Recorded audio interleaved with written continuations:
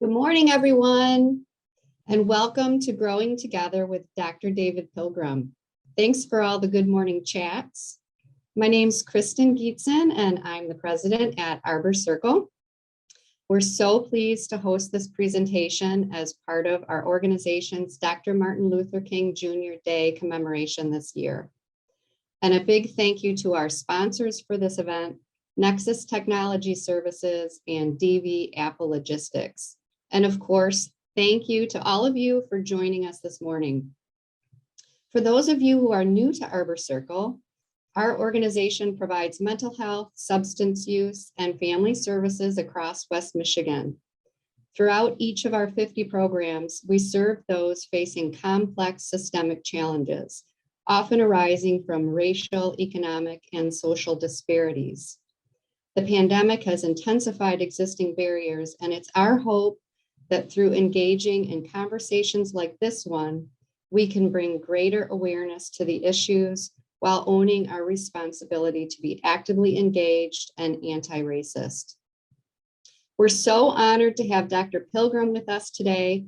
Dr. Pilgrim is one of this country's leading experts on issues relating to multiculturalism, diversity, and race relations. He's best known as the founder and curator of the Jim Crow Museum, an 11,000-piece collection of racist artifacts located at Ferris State University in Big Rapids, Michigan. Dr. Pilgrim is also the author of Understanding Jim Crow, Using Objects of Intolerance to Teach Tolerance. Before I turn it over to Dr. Pilgrim, I have a couple of housekeeping items. First, we will have a Q&A at the end of the presentation, so please use the Q&A section to submit questions, and we will do our best to get to as many questions as possible starting around 11 o'clock. We will also have a survey at the end of our time together, so please take a few minutes to fill that out.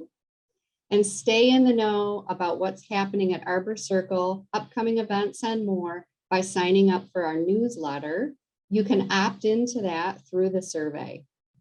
Lastly, a recording of the presentation will be available next week on our website and will be shared with registrants. Again, thank you for joining us this morning. And without further ado, please join me in welcoming Dr. Pilgrim. Well, thank you so much. Thank you to Arbor Circle for sponsoring the event, and also thank you for the work that you do in the community. I have so much to say, and you've only given me 5 hours, so that's a joke. I'll do this when I'm joking, that way people know when I'm joking. I have quite a bit to get through, so I'm gonna go ahead and get started. I think most of us are aware of this quote from George Santayana. Those who cannot remember the past are condemned to repeat it. I'm even of the opinion sometimes we repeat it when we remember the past. But the spirit behind the quote is that we should try to understand the past, okay? I, by the way, speaking of understanding the past, don't know very much about this image that you see on your screen. It was not a postcard. It was not a trade card. It's a photograph that we received. It's a very powerful image, but we're still researching it. Next slide, please. And thank you to Enid Gaddis for her a willingness to advance the slides for me. So this is sort of a warning, and that is that there are a few images in this presentation that a sane person would find offensive. I don't put them in there to titillate people or provoke anyone. I put them in there because I need them in there to tell the stories that I'm telling or to teach the lessons that I'm trying to teach. But I do want you aware that there are a few of those images. By the way, the museum itself, go to the next slide, please. We now have more than 11,000 objects. During COVID, we were closed, and our mail, the mail kept coming. And when we came back, there were just hundreds, if not thousands, of objects that had been sent unsolicited to us from around the nation and around the world. So we now have closer to 20,000 pieces in the museum, which is one of the reasons why we're going to move to a different location in a couple years, a 2-story standalone facility. But I think most people who know the museum know what we try to do, and I think what we do well, and that is we take objects that were meant as hateful objects. We take these contemptible, often vulgar, 2- and 3-dimensional objects, and we use them as teaching tools. We use them to document what actually happened in the past. We're not trying to preserve the past. We're trying to document what happened, and we're trying to learn from it. And so we take those ugly objects, often everyday objects, things that you would have found in your homes, and we use them as teaching tools. I should also add that we have started collecting, or I started collecting maybe 10 years ago, objects that defame, mock, and belittle women, because the United States not only did not have a racism museum, a museum that focused on racism, but did not have one that focused primarily on sexism. And so we're also in the early stages of working with that collection. Next slide.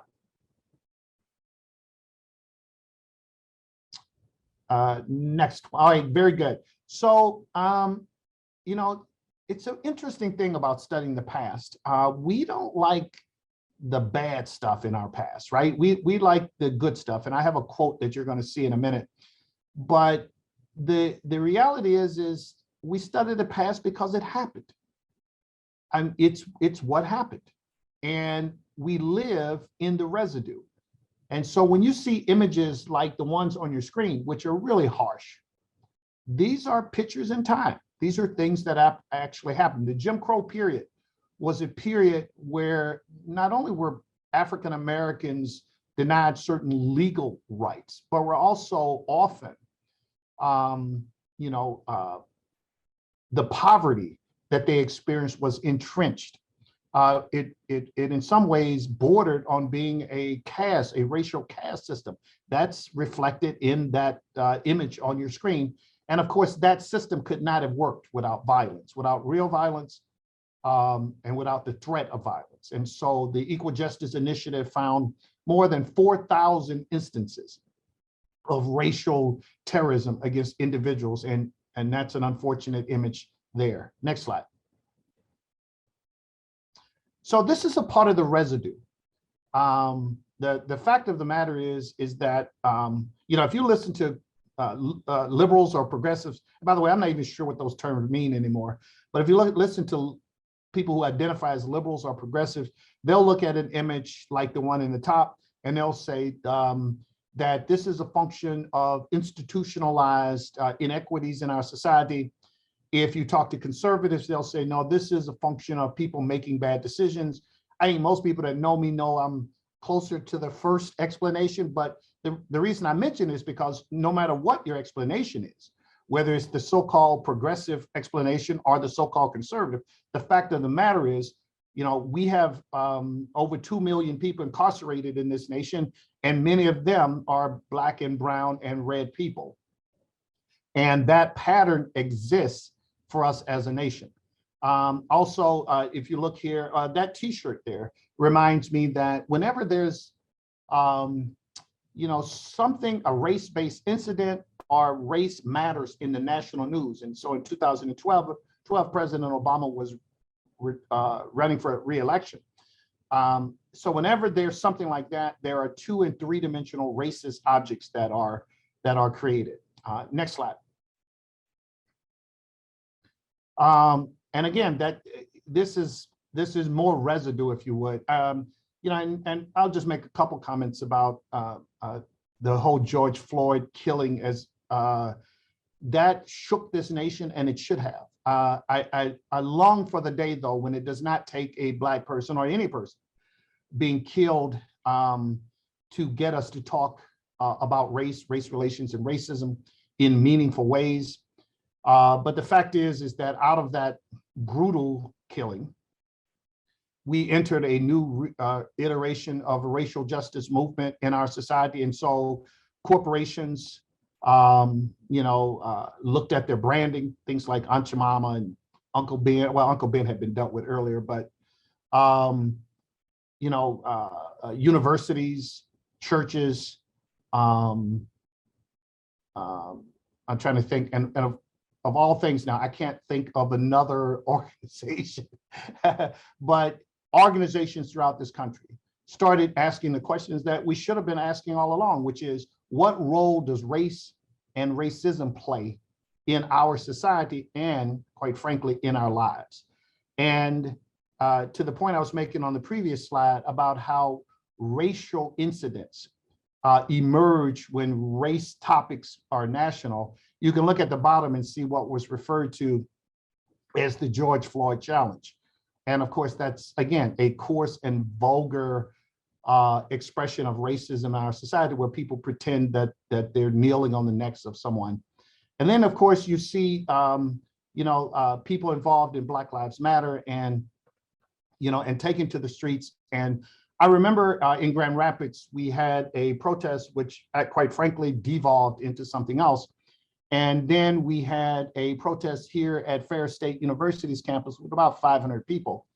And I remember in both instances thinking to myself, that I used to tell people that young people were our best hope. And the reality is, they're probably our only hope. And it did give me some renewed faith and hope watching all the young people from different races out in our streets. And quite frankly, they're not having it, as we used to say growing up in Alabama years ago. They're just not having it. They're not taking it. And I remember I have a little TV show. I think there's like 8 people that watch it, but it's a campus TV show. And I had 2 guests, and they were 2 people who had helped organize the protest or demonstration and vigil here at Ferris. And I was explaining to them, we were having it's just a heartbreaking kind of discussion. And I just said to them, after multiple decades, I've come to the conclusion that the life of an activist is really a life often of failure. And the victories are just they're just not enough of them, and they're not close enough together. And that I was tired. And and one of the students looked at me and she said, we ain't got no time for you to be tired. You need to go home and get some rest, because we have work to do. And I said, okay, that's fine. Next slide, please. Again, some of the residue. Again, the past, there's a difference between the history and the past, by the way. The past is what happened. History is what people say happened. And I'm interested in what actually happened. And when I look at the past, so here's an example of like the wrestling match in my head. I am a huge fan of Dr. King, but I don't accept something just because he said it. Case in point, this quote from him: "The arc of the moral universe is long, but it bends toward justice." I wanted to believe that.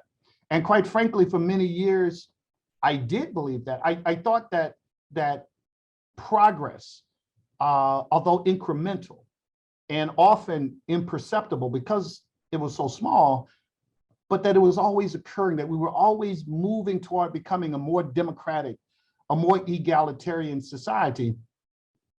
And then about 5, 6, 7, 8 years ago, I started hearing racial rhetoric that sounded a lot like what I heard growing up in Alabama when George Wallace was the governor. And it really shook me, because that didn't feel like we were still marching toward becoming, again, a more democratic, a more egalitarian society. It felt like we'd taken steps backward. And quite frankly, I believe we have. But then you had, again, the protests that happened after the killing of George Floyd. And again, I started having a renewed sense that, maybe it does bend toward justice, if you would. Next slide. So here's a quote. It's not especially profound, but it's out of my brain, and I'd like to share it with you. Americans like happy history, narratives that make us look smart, brave, and exceptional. We want a history that has been cherry-picked, one that ignores our mistreatment of the weak and disfavored. a history that can be celebrated at picnics, parades, and in smug conversations. This approach to history is neither honest nor mature. Next slide. So speaking of parades, I mean, I think it would be really hard these days to go to a city of any size and not find a Martin Luther King Day parade. I like that. I mean, I like the fact that people come together, that they march together. Now, these are symbolic marches. I tell the students when we've been doing a march here on the Ferris campus for over 30 years. And I tell them that this is a symbolic march. I mean, there's no power hoses pointed at us. And I don't say water hoses, I say power hoses, because the force of the water was sufficient to pull the bark off of some trees, to lift up a person my size and slam us against the wall. So that's not a water hose, that's a power hose. There are no dogs here. You know, the police, they are directing the traffic. They are making sure that we can march. They're not beating us like on Bloody Sunday. I mean, these are symbolic marches, and they're important, right? Because we honor those who came before us with these symbolic marches, you know, or at least we should be honoring those who came before us with these marches. Next slide. So when I see these parades, I mean, there's a part of my brain that, that one, there you go. There's a part of my brain that is reminded of something, and that is that you would be hard pressed to go back in our history and find more than a handful of people, if any, who were as insulted in their lifetime as Dr. King was. I mean, here's just, you know, this is just a limited list. This is not the complete list. You know, he was considered a fraud and a fake and a phony. When I think about that, by the way, and I should have warned you in the beginning, I don't do segues really well. So I beg your indulgence as I bounce around here a little bit. But I remember, you know, Bishop Desmond Tutu recently passed away. I remember Reverend Jerry Falwell calling him a phony. I remember other people calling him a phony. And that's, you know, a fairly common way to dismiss a person who's an activist, who is also a clergy person, is to suggest that they're not really committed to their faith, if you would. Martin Lucifer King, I mean, that's brutal, right? And then, and African Americans, some of them referred to him as an Uncle Tom because he wasn't Malcolm X. He wasn't, I mean, he was talking about making friends out of people, talking about love and talking about it to people that wanted to hurt him and not returning blows. He was considered a traitor.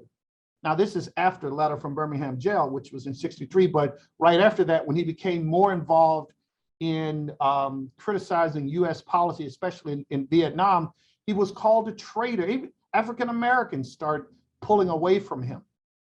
You know, shut your mouth, only talk about our stuff, only talk about civil rights. No one's interested in your opinion on this, right? He was called a con artist, anti-American.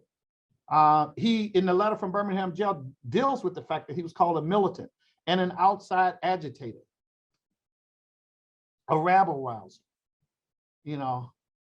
So the point is, I just want you understanding that even though it's 5 years after the letter from Birmingham Jail, that many of these insults and labels of him existed before the surveys that came out in '68 that said that 75% of the people who'd taken the survey, that they did not approve of him. And that up to a third of the American people believe he brought his death on himself. Next slide.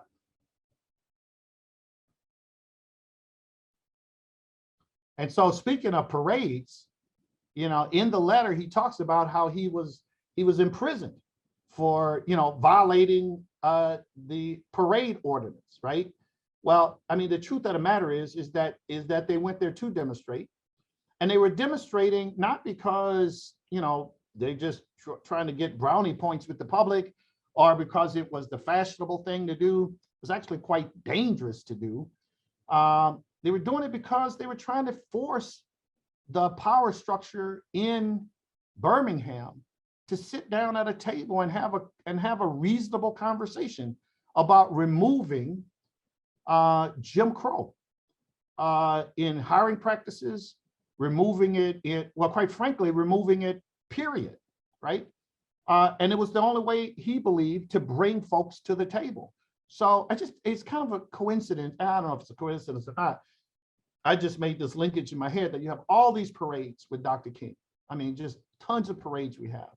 And that he was in jail for violating, at least in his, in the way he explained it, violating the parade ordinance. Although, quite frankly, we know that no matter what he would have been doing, if it would have been a public display, he could have been imprisoned. And let me just make a couple comments too. I mean, like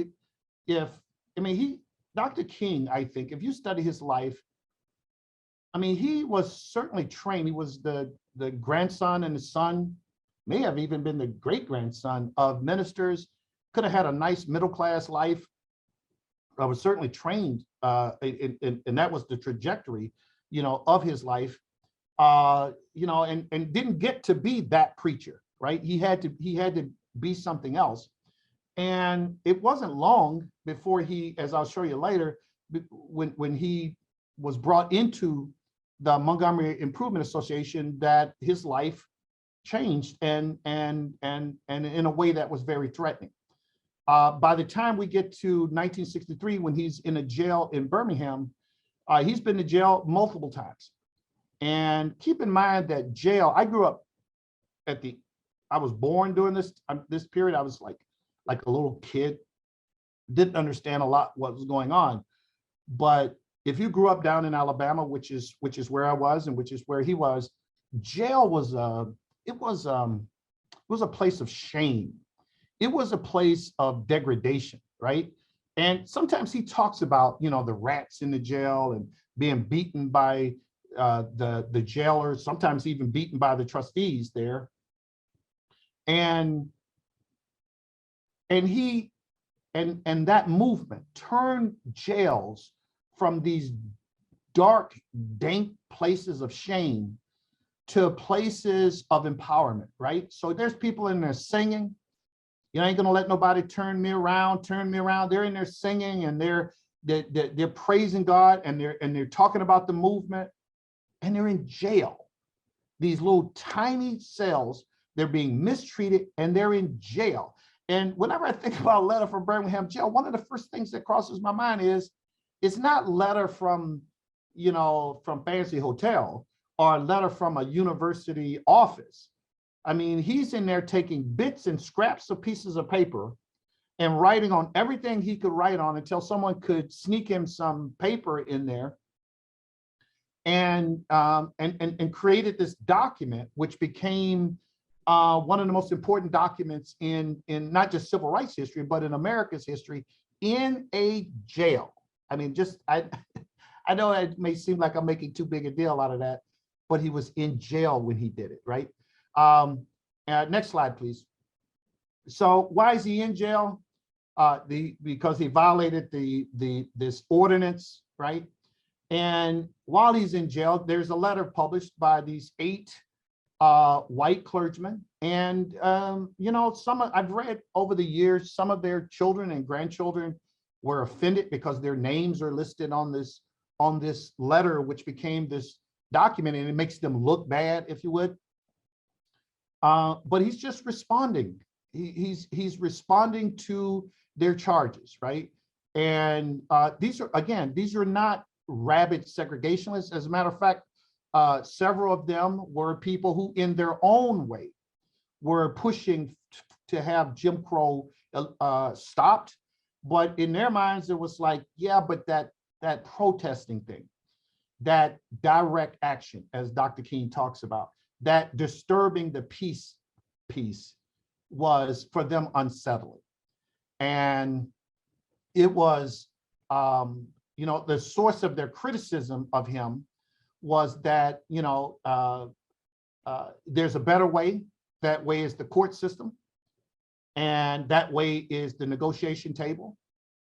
And why don't you do it that way? And of course, there is arrogance in telling anyone, no matter who that group is, no matter what their grievances are. There's arrogance in someone who's not a member of that group telling people how to express the suffering they feel, but also how to address and confront the oppression. There is arrogance in that, but he handled it well.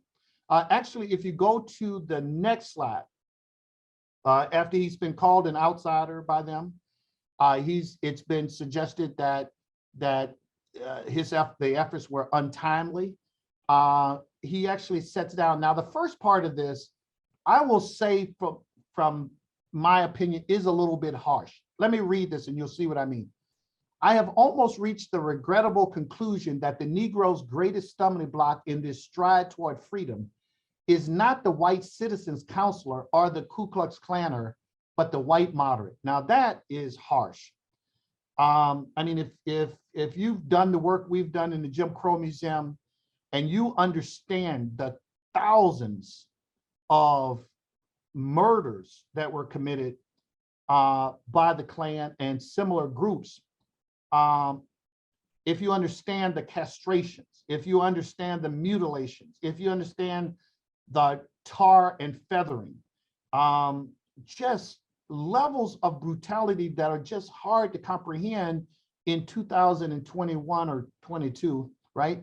That our minds can't even, and we don't show those, like when Roots came out, the series, people were shocked and horrified.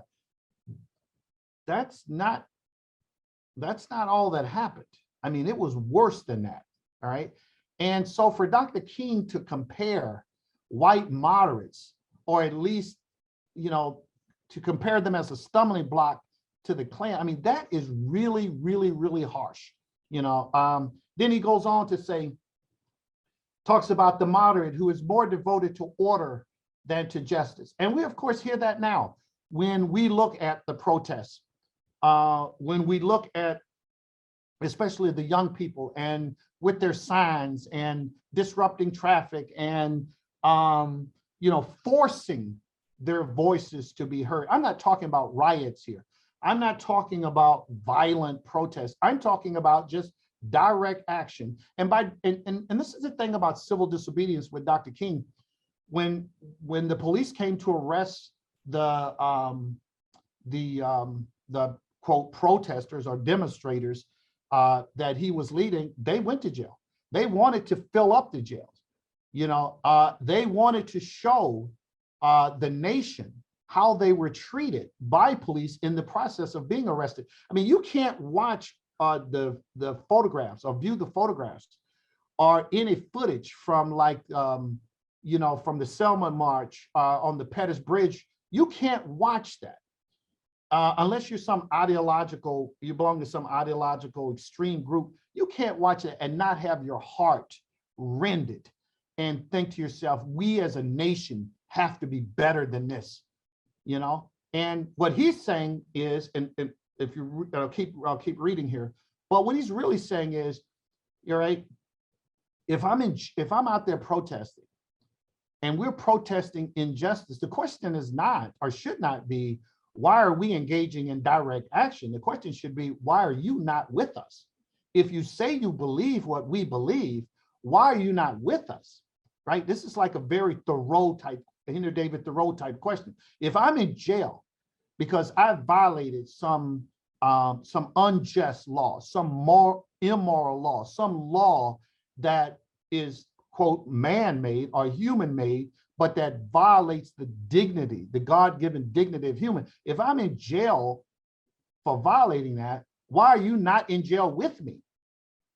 Instead of criticizing me for being in jail, why are you not in jail with me? And now his way was, when the police came, there was no fighting the police, there was no throwing stuff, there was no mocking the police and all. Again, this really was radical. I mean, when you think about it, like, he was called a militant, and he was right in the letter to say that there is a kind of militancy, there is a kind of extremism that is very much in line with the way Jesus lived his life. And it is an extremist for love. So I'm not gonna mock you. I'm not gonna do to you what you've done to me. I'm not gonna fight back. I'm not gonna do any of that.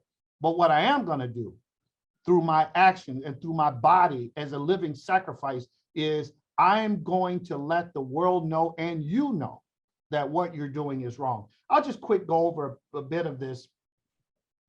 A moderate who prefers a negative peace, which is the absence of tension, to a positive peace, which is the presence of justice. One quick comment about that. Sometimes tension and conflict benefit us, even as a nation. I believe the United States is a better nation because of the tension and conflict that we had in the 1950s and 1960s.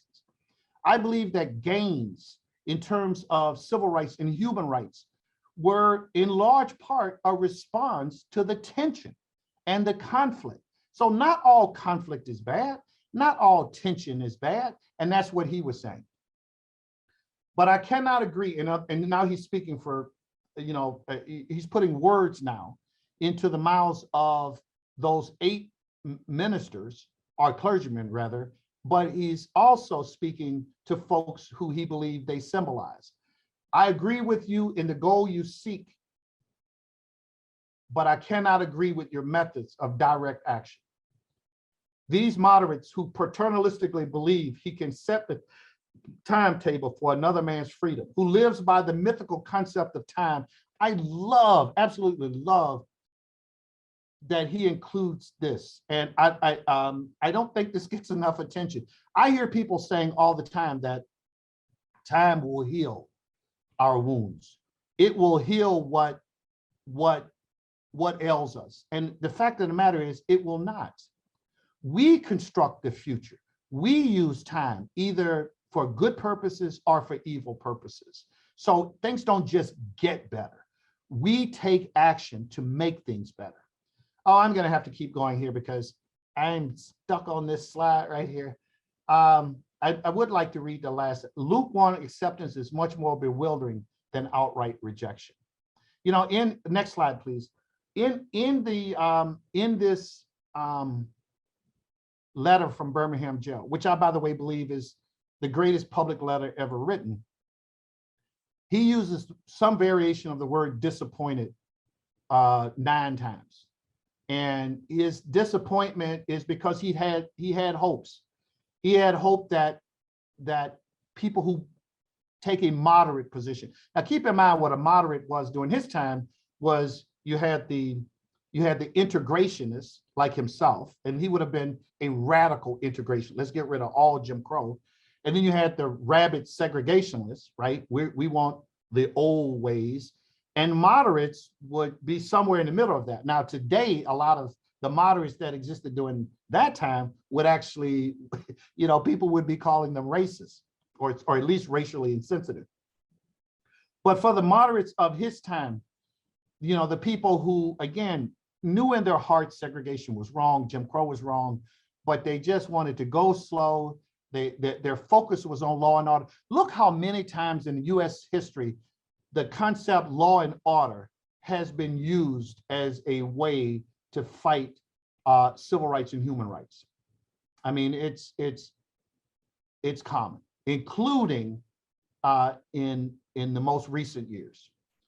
I had hoped that the white moderate would understand that the present tension in the South is a necessary phase of the transition. In other words, he was a visionary and not looking at right now, but looking at the future, a future when Jim Crow would not be, and by the way, Jim Crow is just a shorthand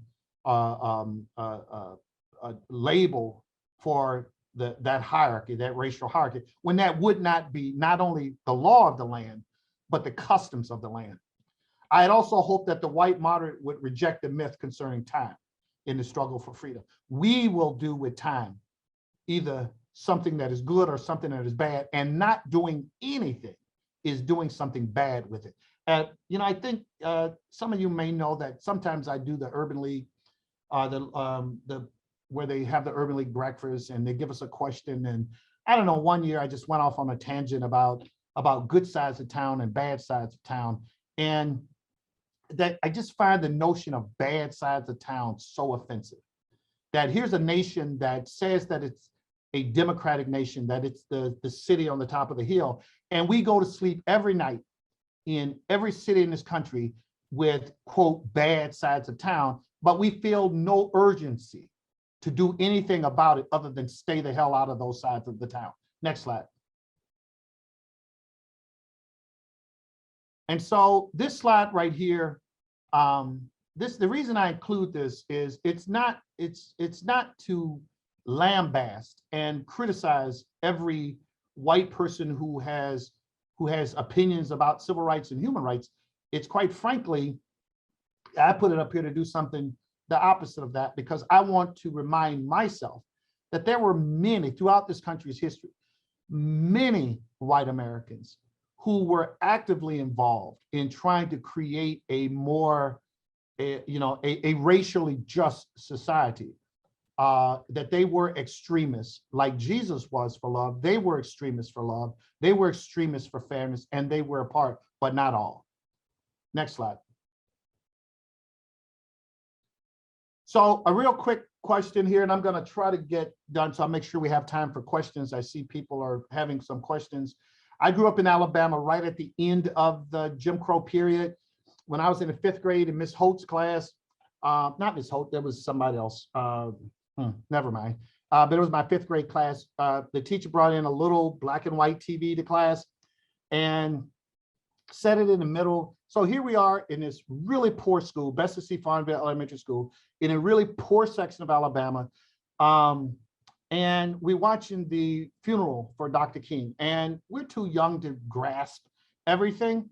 What she said to us, something that stuck with me just forever. What she said was, "Now it's your turn."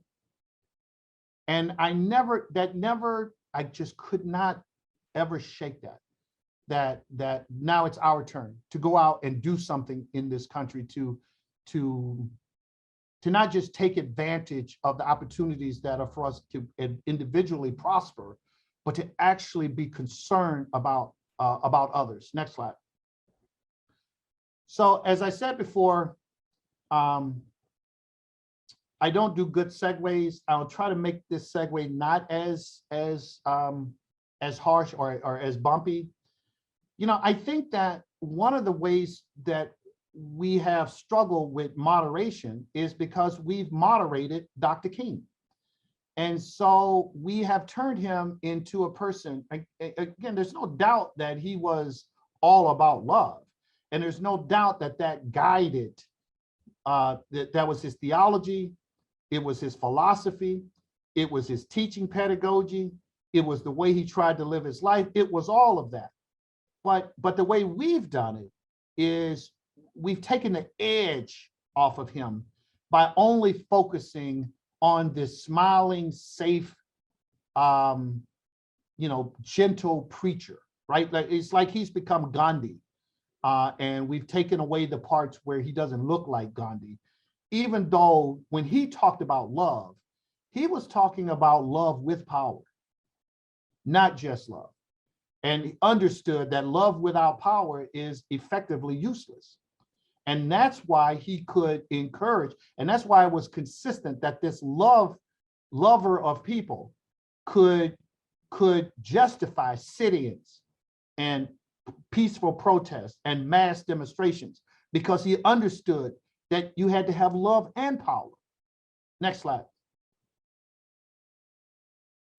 And we've made him colorblind. I mean, it's like those memes about, I have this one, I have a dream that my 4 little children would one day. Yeah, he said that. That was also something he had said many, many times. It was the poem at the end of his speech. It was not the speech. It was a sentiment that he believes in his heart, right? It was the vision. But when he came to DC to give that talk, he came talking about a check that had not been paid. He came to talk about grievances. But what we've done is we've just taken, because we needed to moderate him to make him more acceptable. Next slide. This safe dreamer, that we have this is the same person who was, toward the end of his life, one of this nation's strongest critics of income inequality, who wanted to do a poor people's movement, who understood that poverty was as debilitating as racism, who from the very beginning fought against police brutality, who spoke out against our policies in Vietnam, and who was as strongly opposed to white supremacy as anybody you can think of. He just didn't cuss when he did it. Next slide. So for somewhere between 13 and 14 years, he lived in the valley of the shadow of death. So when people criticize Dr. King, I always remind myself that the people criticizing him still have warm breath in their lungs. And he's dead and has been dead. And I know he wanted to live a long life because he has a sermon where he says, like any man, I'd like to live a long life. Longevity has its place. But he made his peace with that. But we say he sacrificed himself. That's just not true. He was murdered. He, within a year or so, within the first year of his active involvement in the Montgomery Improvement Association, his home was bombed. And his wife, Coretta Scott King, was in there with their youngest daughter, with their oldest daughter, Yolanda, and the house was damaged, but they weren't damaged. He was stabbed, in this case, by an African-American woman in Harlem at a book, and that's where you get the famous speech where he goes, if I had sneezed. If I had sneezed, I wouldn't have seen this. If I had sneezed, I wouldn't have seen that. And there's a very famous picture of him with an ice pick or letter opener in his chest. He was punched. There were other African Americans killed to try to lure him to a certain place so that he could be killed. There were people found with dynamite who planned to blow him away. And then eventually, of course, and it almost seems inevitable, he was killed. But it wasn't a sacrifice in that sense. He understood that he was walking in the valley of the shadow of death. But he wanted to live, but he took the risk. Next slide.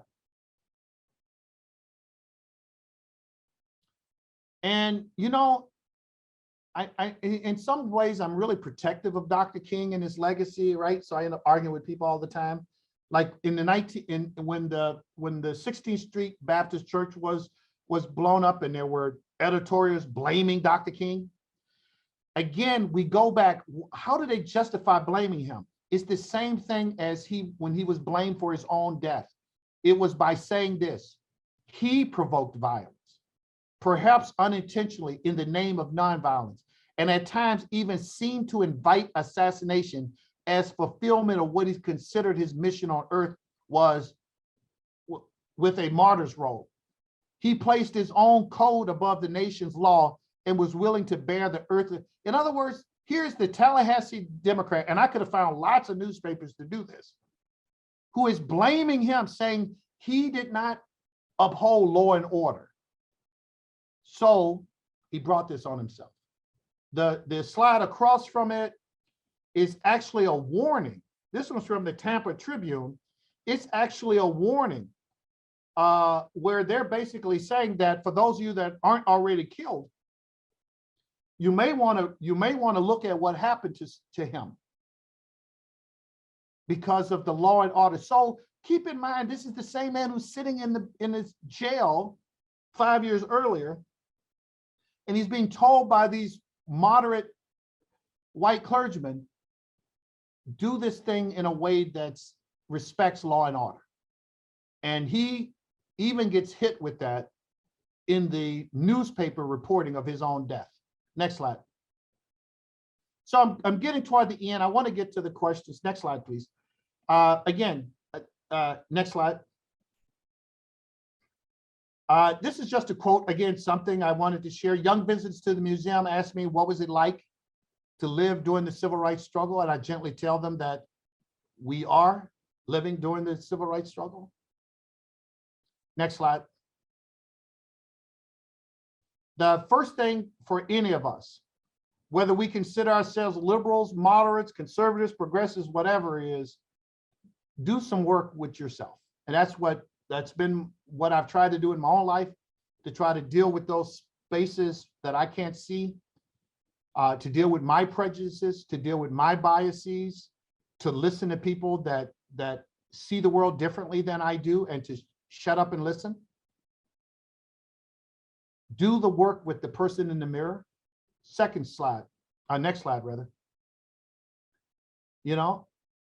Attend workshops, events, conferences, but also attend protests. I mean, I asked, again, I don't like the way that the protest ended in the Grand Rapids area. But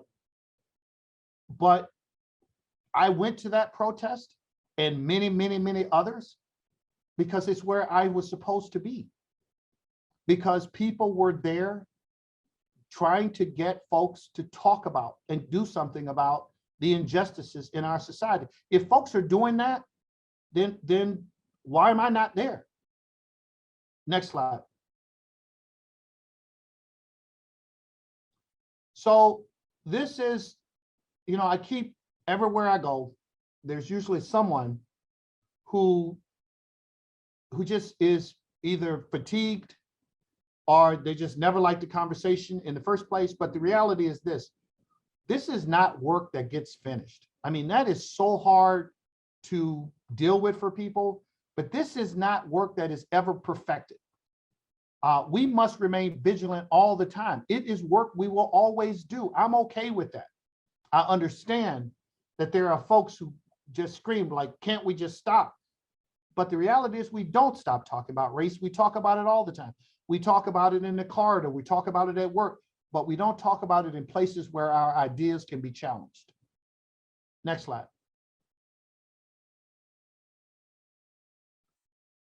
I think this is self-explanatory.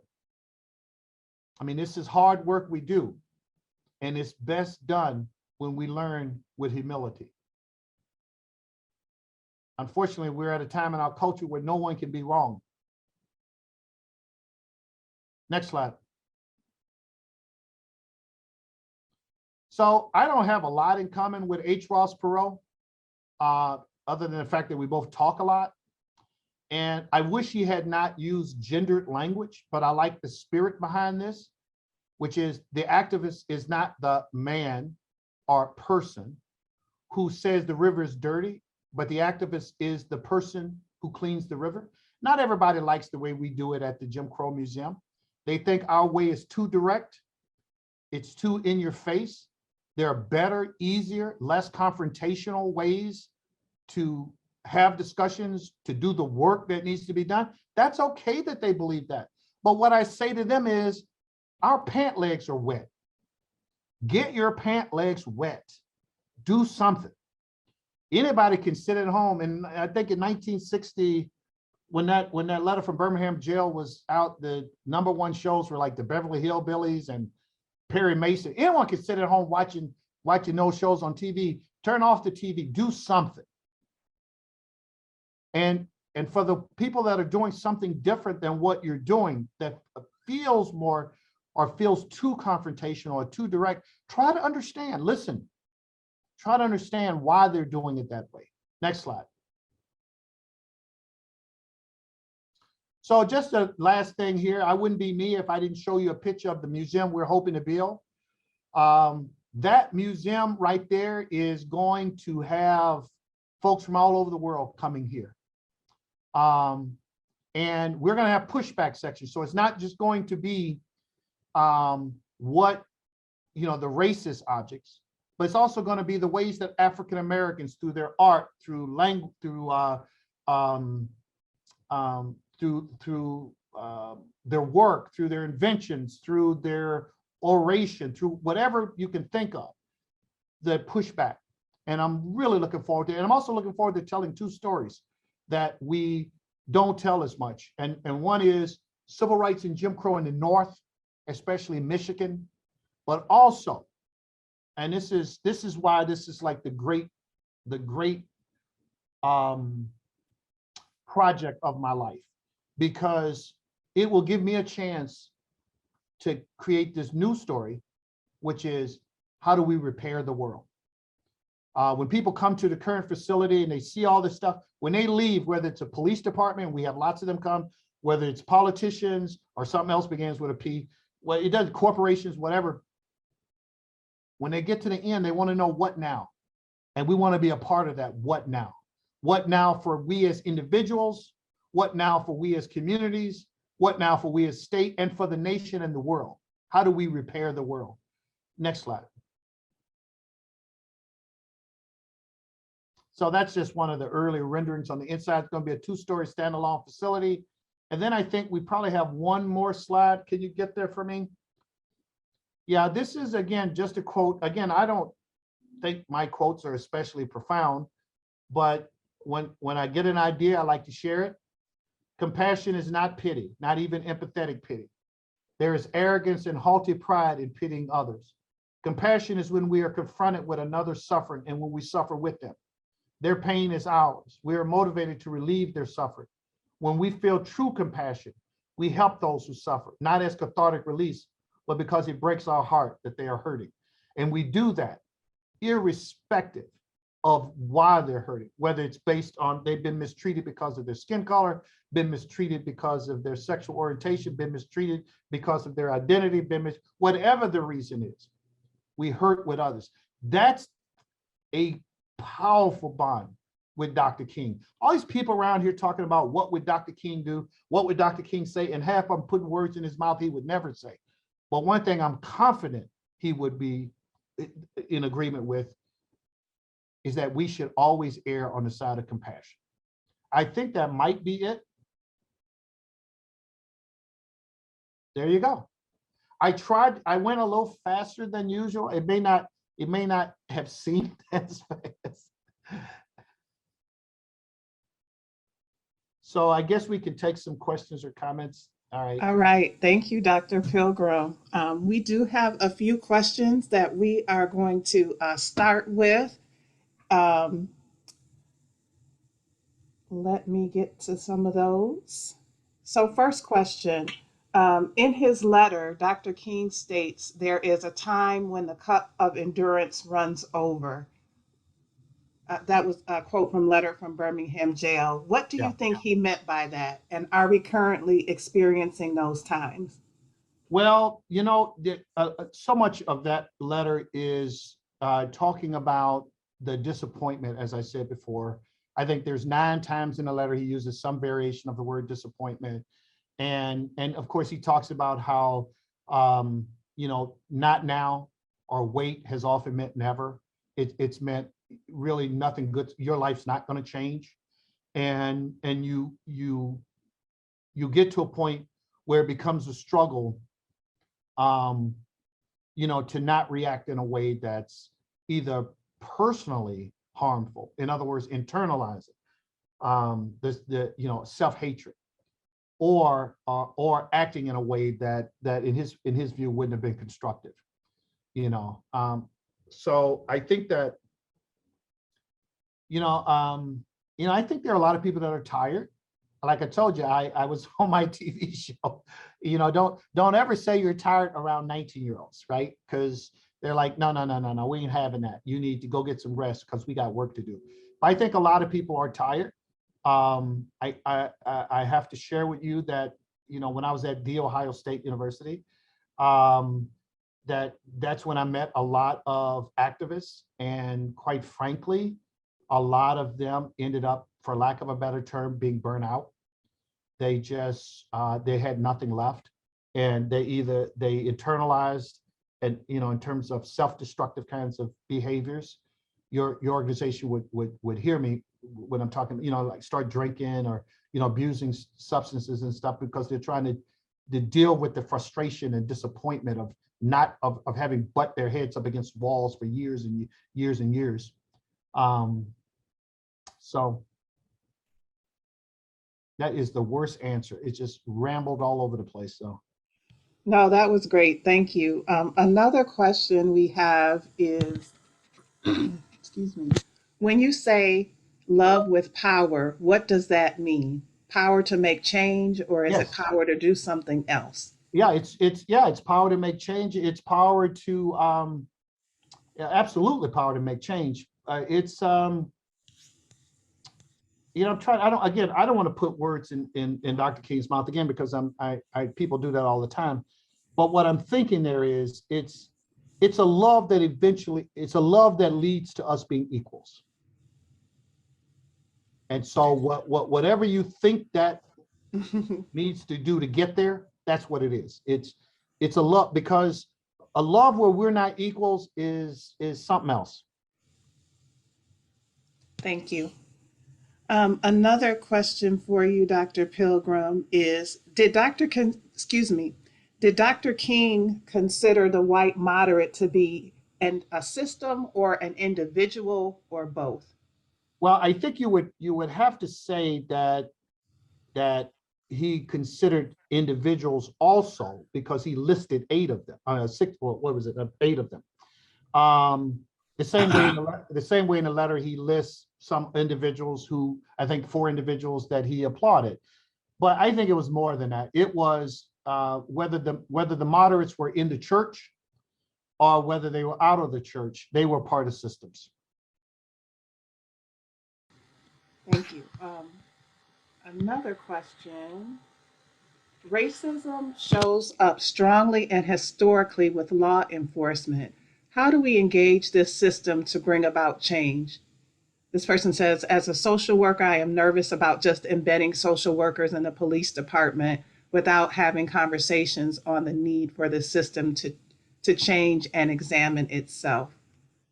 Well, actually, the last part of what he, she, or they said fits that, because it is about getting each of us to examine ourselves. So one of the things that we've probably worked with every police department from, say, Kalamazoo, Lansing, Battle Creek, GR, Cadillac. I mean, the police departments in Western and Central Michigan. Now, obviously, that's not every police department in the country. But one of the things that, this is going to sound weird to say, but one of the things I've started preferring is working with cadets, because I just have a different conversation with them than I do with veterans. And again, that's a little piece of this. I challenge police chiefs from each of those departments to have real conversations.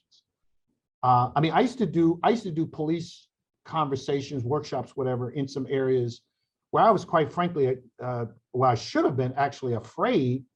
And because I'm the last honest person in the country, I'll name one of them, Elkhart, Indiana, where a police, and this was like in the early 1980s, where a police officer stood up and said that, well, we used to stop and beat Black people and didn't even arrest them when I first joined the force.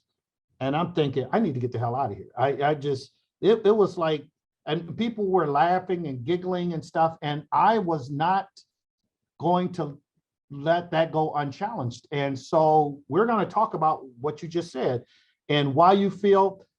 Are you just being honest, and are you being is this confessional, or are you bragging about it? In other words, I'm assuming, or I shouldn't make this assumption, but where that particular department was in the 1980s, it would break my heart if they're still there right now. But wherever these departments are, we need to have these meaningful discussions, but we also need to have them in corporations and in our churches, and our temples and our synagogues and our colleges and our universities, not just the police. And we need to have them at our social work conferences. See, I always go too far. No, that was great. I always go just one part too far, Okay, another question for you. Can Black people or other people of color, can Black people or other people of color exhibit white moderate tendencies or characteristics? Well, it depends. Well, obviously they can have the same stances. Yeah, that's easy, right? Anybody can have you know, the danger is lumping people into any group. I mean, that is dangerous. And so that's why I started out by saying, I'm not sure what any of these terms mean anymore. I think it's a fruitful discussion to actually sit down with people and to ask them, you know, what does this mean to you? Like, what do you think being progressive means? You know, what do you think being moderate means? What do you think being conservative means, right? And we're such a polarized, right now, our society is so polarized, both racially and politically, that I think people accept like a whole like checklist of things. Well, I believe this, so I must be a part of that group. Or I believe this, I must be a part of that group. Anytime we engage in dogmatic thinking, I don't care if it's the extreme, whatever it is, when you stop thinking for yourself, we're in trouble. That's like walking in traffic, right? I need people to do their own thinking. And if you do your own thinking, I think we're better. We're in this mess we're in this country right now because of massive groupthink. Thank you. Okay, another question. How can we bring this message into, this person is asking, how can we bring this message into our classrooms, into our social studies classes, into schools, starting with elementary school? Yeah. So yeah, this is really interesting. Like we get people all the time, they say, so does the Jim Crow Museum use critical race theory as, you know, as one of its, you know, as a teaching pedagogy? And so what I say to them is, so what do you mean by critical race theory? Tell me what it is you mean, and then I'll tell you if we do that. We don't use that name, but tell me what it is you think you mean, or what is it you mean, right? And often they don't know what they mean. It's just something to hate. So once I get people off of the names and the tags and the labels, then we can talk about approaches. And so my approach, the approach we use is really direct. I mean, it's really, in some people's minds, confrontational. I don't know that it would work in some high schools. I don't know that the teachers would be, you know, would be able without some instruction in doing it. But what I do know is that we simply have to talk honestly about the past. There's just no two ways about it. We have to talk honestly about the past, and we need to get rid of this idea that history is there to make me feel good. You know, we study the past to understand what happened. And that includes America's history as relates to race relations, and racism. So whatever you call it, we need to do that. And I really feel some compassion. Actually, I'm suffering with my colleagues around the country, especially in some of the public schools where they're being challenged, that they can't even talk about some issues. I mean, that's come on, that's taking me back to the 30s, 40s, and 50s.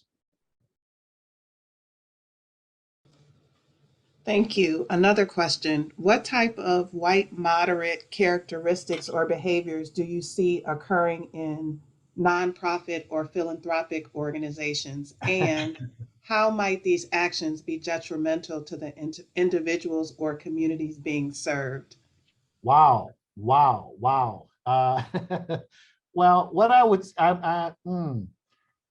these have been some really good questions. I would say that I'm not going to answer that way. What I am going to say is I think a lot of organizations, especially ones that work in communities, are put in an awkward position when direct actions and direct protests or demonstrations are on the table.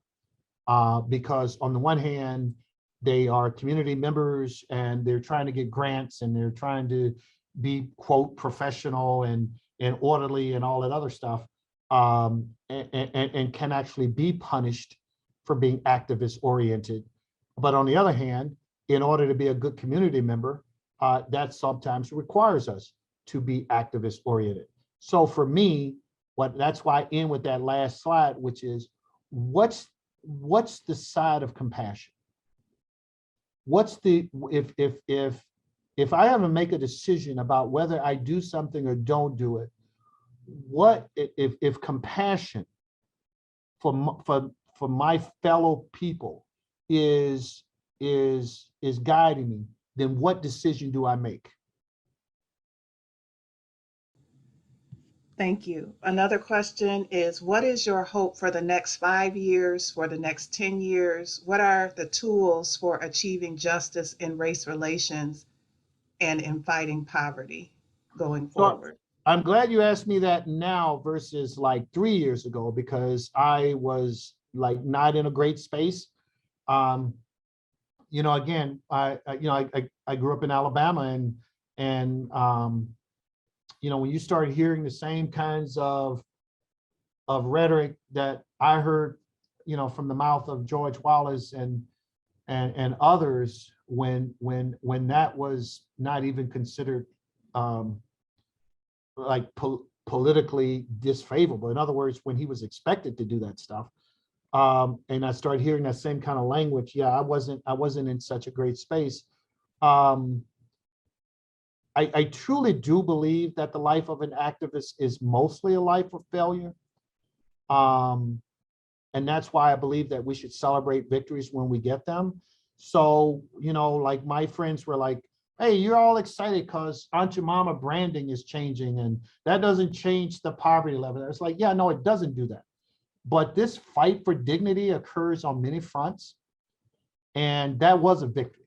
And I've spent my life dealing with the ways that African Americans have been misrepresented, have been grotesquely drawn, and how those misrepresentations become propaganda to support systems of oppression. So yeah, I am excited when we can get some victories, although that victory is not as big as now as I'd hoped it would be. In terms of the last couple years, as I said, I was really energized by a lot of young people. So I guess I'm still riding that high. First, I thought it was like a trickle, and then it started feeling like a fast train coming. And so I'm you know, again, maybe it's not a fast train. Maybe this country just once again settles back into the everyday patterns. But I think this iteration of the racial justice system had more juice to it than a lot of the ones I've seen. Thank you. Another question is there an area where you think we can most effectively bring about change now, or is most needed, and by what means? Yeah, so I'm going to go with, for, again, as I said before, this is the, you know, the vineyard is, I have, what is the scripture, the vineyards are full, but the workers are few. There's lots of work in many different areas. I think a lot of this is economic, and I think that we have to get fair paying, not just fair paying jobs for people, but also the opportunities for people to, you know, to benefit from the fruits of this country. You know, I don't remember which one of my relatives it was that said this, but I always thought it was profound. It's a little wacky, but he said, inequality is unequally distributed. And I was like, yeah, okay, so and I don't want to be there where I'm satisfied with all these inequalities, and I just want there to be fewer peoples of color, you know, as the victims. I mean, I like less of the inequalities, but I do get that point. So for me, my work is mainly in dealing with images. You know, I want to get to a point where I don't want it illegal for people to do racial caricatures and the like, but I want to create a society where folks just don't do that. So that's a lot of work that I'm doing, but I know that this right here, you go to any city of any size in this country and you ask where the poor people live, and you're going to find disproportionate numbers of peoples of color and women. And that's something we need to do. We need to fix that.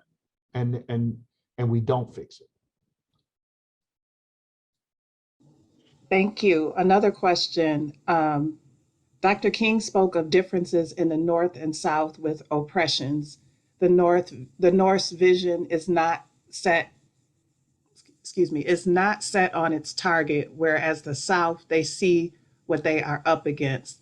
What are we not seeing today compared to what we have been, what was being done back then in regards to voter rights, oppression, and suppression? What can we do better? Well, obviously, the voter suppression is a political ploy. That's easy. That's what that is, and it needs to be resisted. I would push back a little bit on this whole North-South thing. Dr. King himself said that when he was in Chicago, that he had not seen hatred like that in Mississippi and Alabama. Now, maybe it was because he had just been hit in the head with a brick and a bottle. And he was speaking in the moment. I don't think so.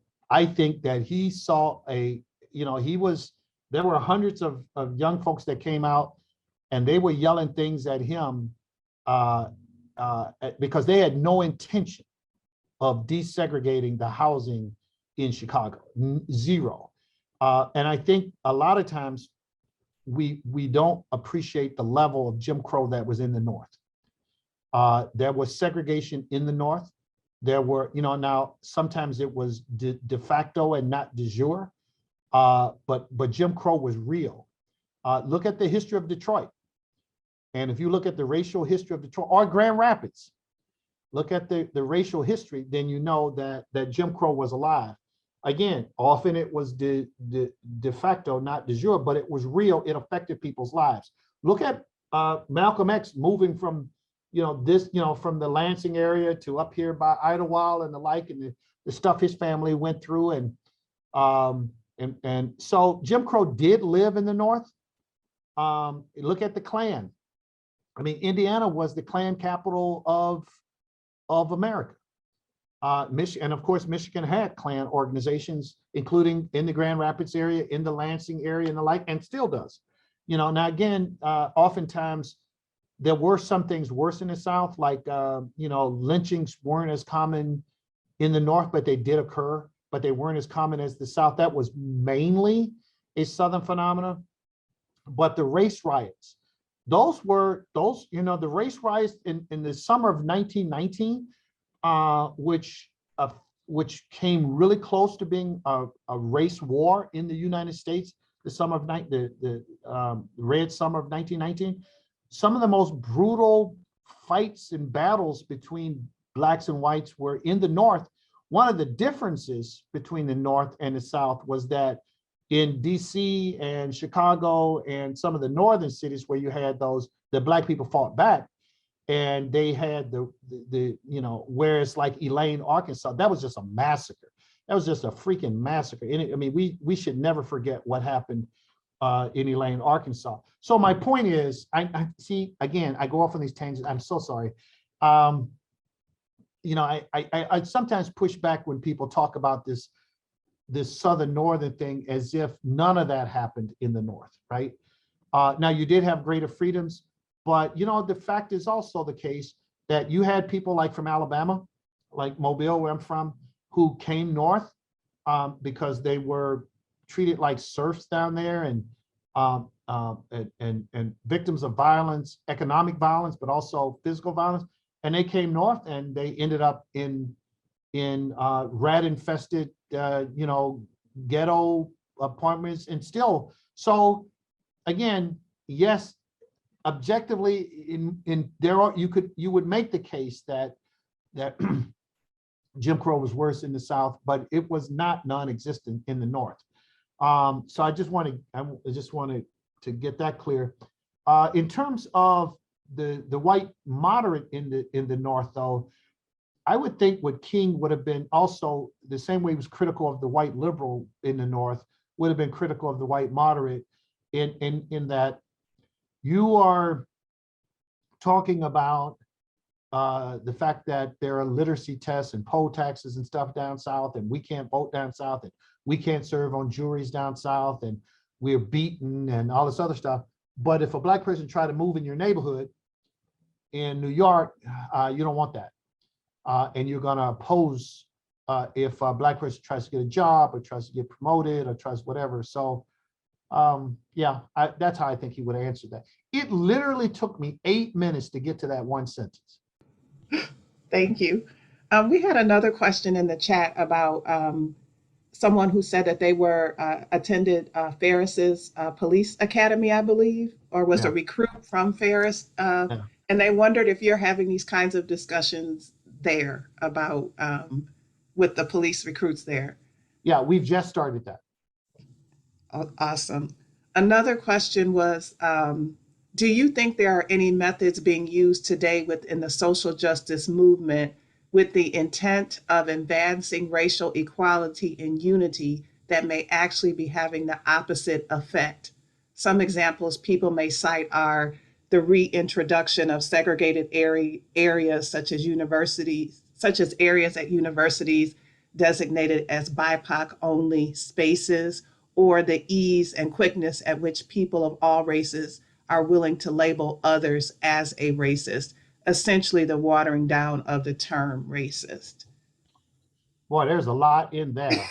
I can repeat it if you want. No, that's fine. Yeah, I mean that, I don't want to get into the, I'm trying to understand the spirit of the question, just trying to understand actually just the question.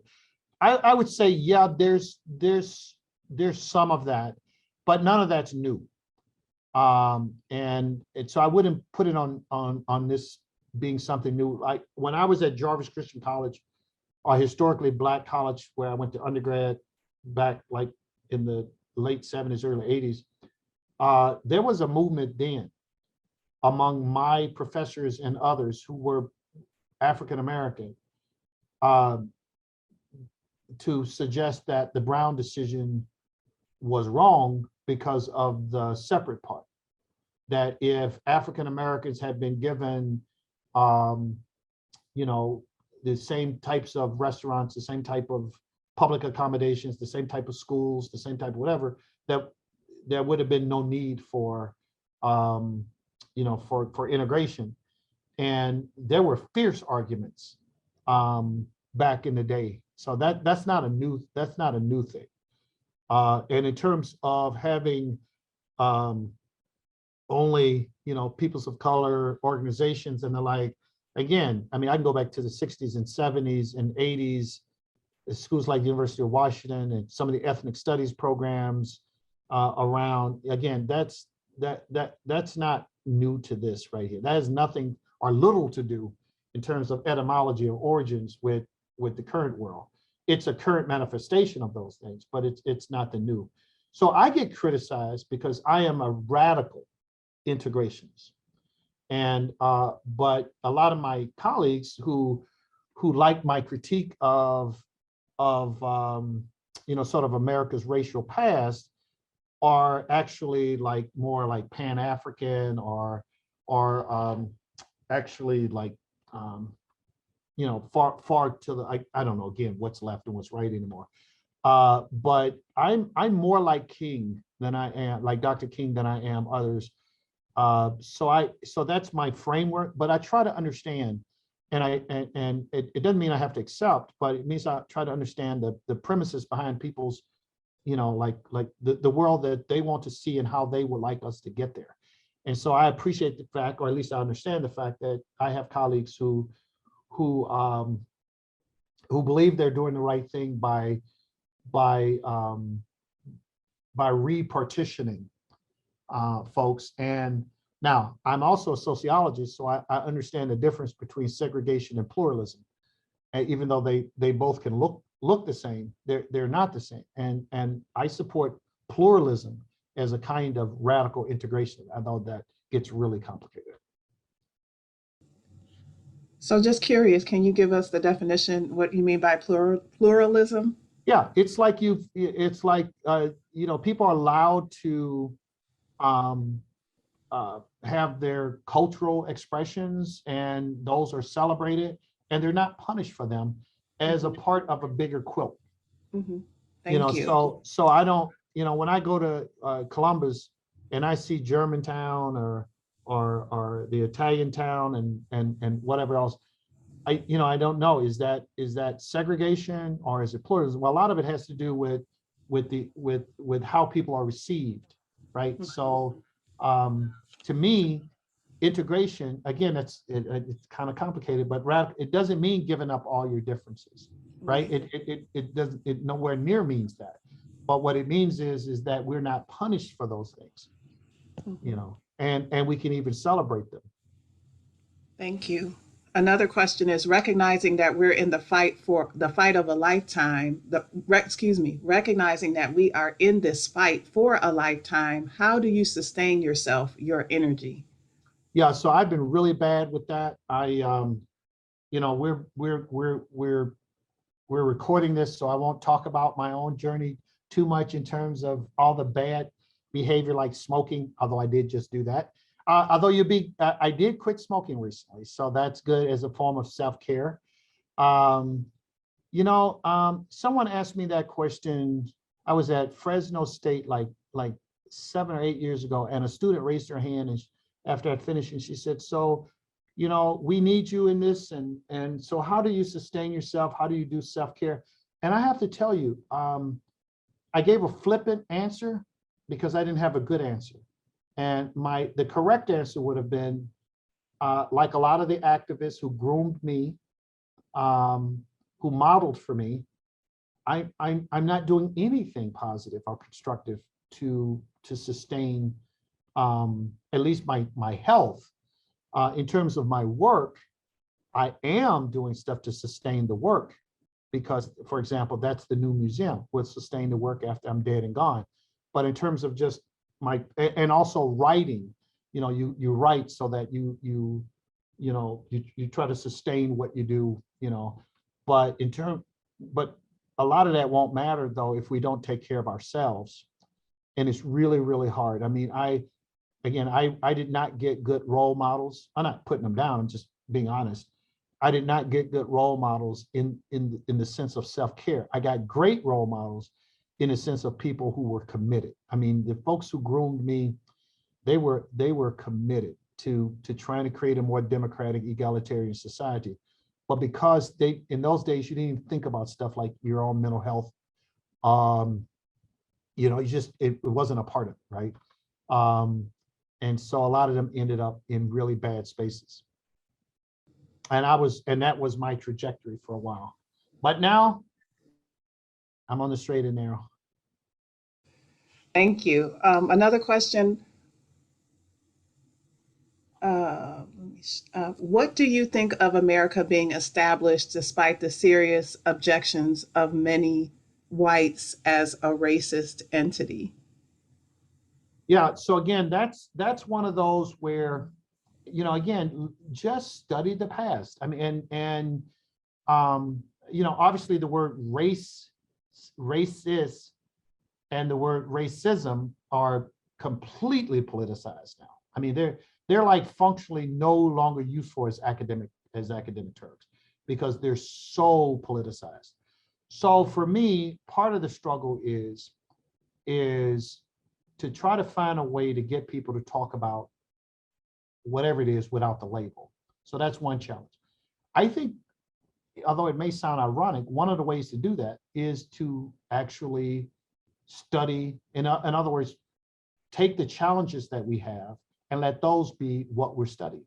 So this wrestling with what does it mean to be a just society or a racist society or an equitable one. In other words, make that the source of some of the discussion, right? And I've given up feeling like I have to have all the answers. But what I can do, and what I've worked really hard to do in the museum, is to create spaces where people listen to, to listen to folks who don't agree with them. So doesn't mean you don't push back.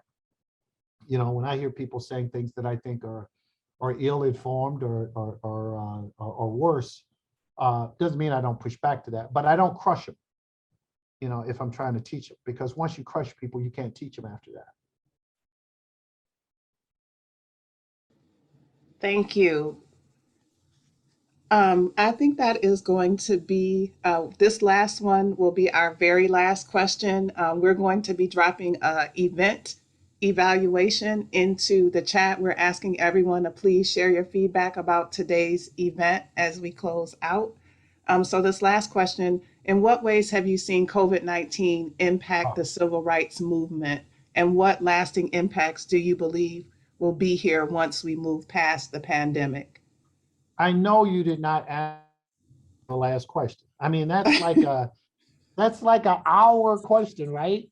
No, I it's mean, like a 2-minute question. no, it is not a 2-minute question. That's a whole, what I would love is, and I've only seen it a couple times, where that question is the single question driving a 2-day conference of physicians.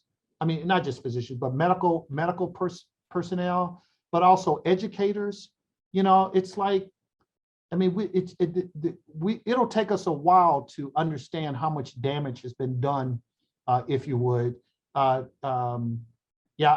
okay, that one, I will come back at some point, just, give me some time to answer that, because that has too many legs. The damage, I'm living in the residue of COVID, just like all the rest of us. I mean, we got, it breaks my heart, the number of young people that are not enrolled in school. They're disproportionately students of color, because of COVID, or in the aftermath of COVID, the damage is done in homes, to individuals, to their mental health, to just the whole society. So that's what I mean. That's too big for, and you know that. So I want to thank you. I want to thank Arbor Circle again. You guys are wonderful. I love the work you're doing. I mean, it's really cool when the work you do, which can help you sustain your own family, also as a job, also improves a community of people. I mean, there aren't better jobs than that, right? I mean, where I can go to work every day, but I can also help people. So that's a beautiful thing you guys are doing. Thanks for inviting me, and I enjoyed it. Thank you, Dr. Pilgrim. We are so grateful that you took the opportunity to take us up on our invitation. We are thrilled. We want to thank everyone who joined us today. Again, a special thank you to our sponsors, Nexus Technology Services and DV Apple Logistics. We just, again, want to thank everybody for attending. Please take some time and share some feedback with us about the event using the link that's in the chat. And as was mentioned earlier, a recording of the event will be sent to all attendees, and it'll also be available on our website by next week. So thank you, everybody, for attending.